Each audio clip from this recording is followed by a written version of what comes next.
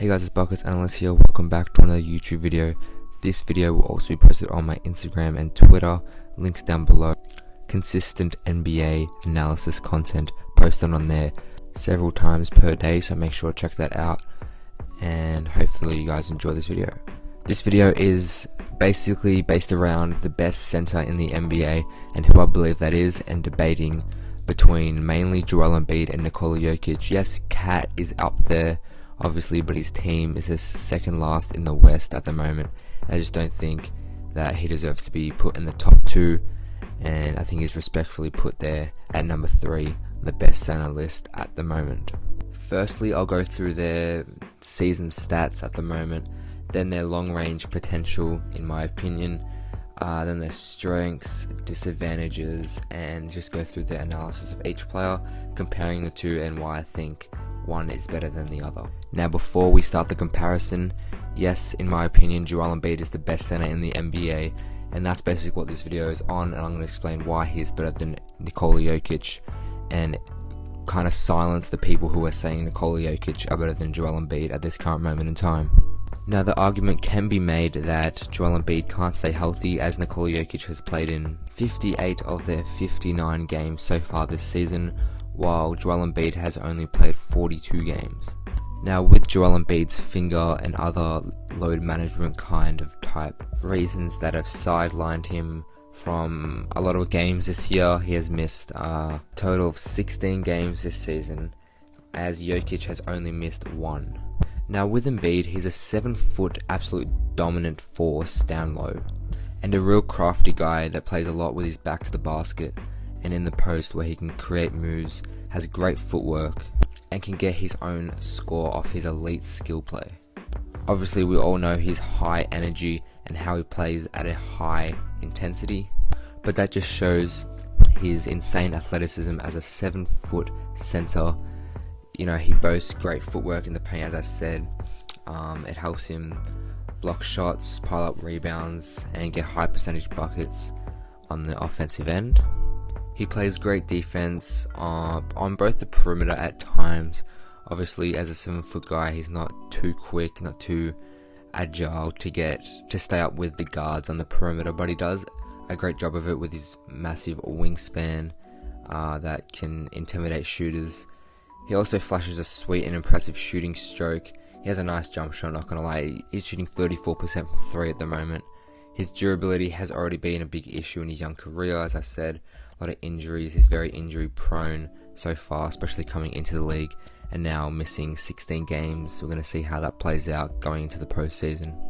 And now with his long range potential, obviously a 3-time All-Star,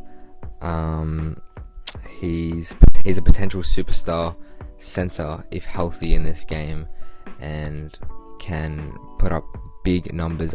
At the moment, he's averaging 23.8 points a game, 12 rebounds, and 3.2 assists in 42 games, as I said, 30.8 minutes a game, shooting splits of 47% from the field, 34% from 3, and 82 from the free throw line. He's very efficient, and obviously I've talked about him and Simmons not really coexisting well together. I still believe that, and I think that they're better off without each other, better off with a team built around them. But Embiid has showed in 30 minutes he can put up still 23, 12 and 3, playing great defense, averaging 1.5 blocks, 1 steal on the defensive end, while he has Simmons as one of the best defensive players in the league, probably the best defensive guard in the league, arguably, at the moment. That is his duo, and that are not really coexisting well together, but we'll see how far they go in the postseason. Now, the 3 main strengths for Joel Embiid are his post-play, rim protection, and rebounding. His post-play, obviously, he's a great back-to-the-basket player, a very olden-day kind of player, like a Hakeem Olajuwon, with his back-to-the-basket, great footwork, can create out of the post. Obviously, if he gets doubled, he has shooters all around him, obviously besides Ben Simmons, but he's usually kind of lower down from the 3-point line, so that's one of his strengths. The other 2 are rim protecting and rebounding. He's a great rim protector, protects the paint very, very well. as a tall 7-foot defender. Like I said, obviously GOAT rebounder, averages 12 a game. There's no denying that. And his disadvantages would be his efficiency, and he needs a stronger mentality.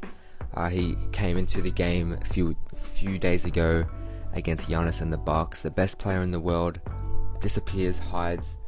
Game later, plays the Atlanta Hawks with Trae Young, Kevin Huerter, John Collins, puts up a career high 49 points. I just think that's very inconsistent and disappointing from a guy who says he's the best player in the world, and his efficiency is just not there, and hopefully he can improve that. But now we'll go on to Nikola Jokic.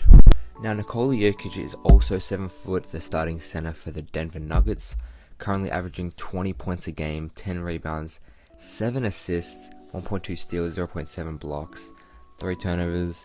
Obviously, like I said, he's missed 1 game, so he's played 58 games this season. He plays in 32.4 minutes a game, shoots 52% from the field, 33% from 3, and 81% from the free throw line.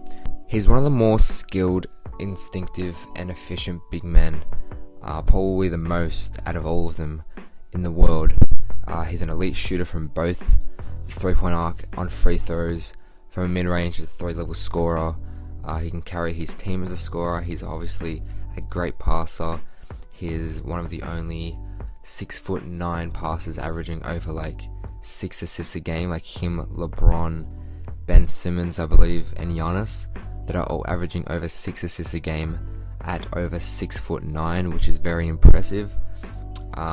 He's also more capable of playing a traditional center role.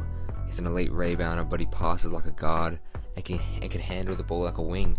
And he plays good defense down low. He's obviously a bit slow. He's not a great perimeter defender, but he's a very good interior defender and has improved that.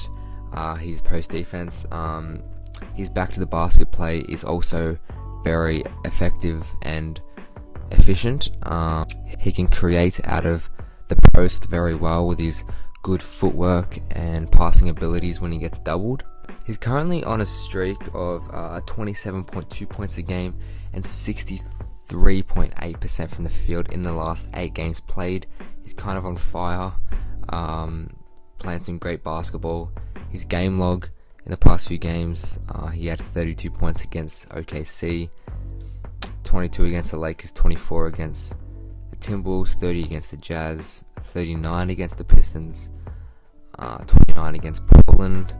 So the big games for the season, he's had 30 against the Pacers, he's had 33 against the Mavs, 47 I think his season high has been against Atlanta.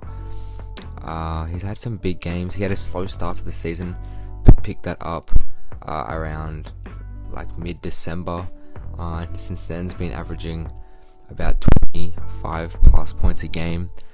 But through the season he's averaging 21 points.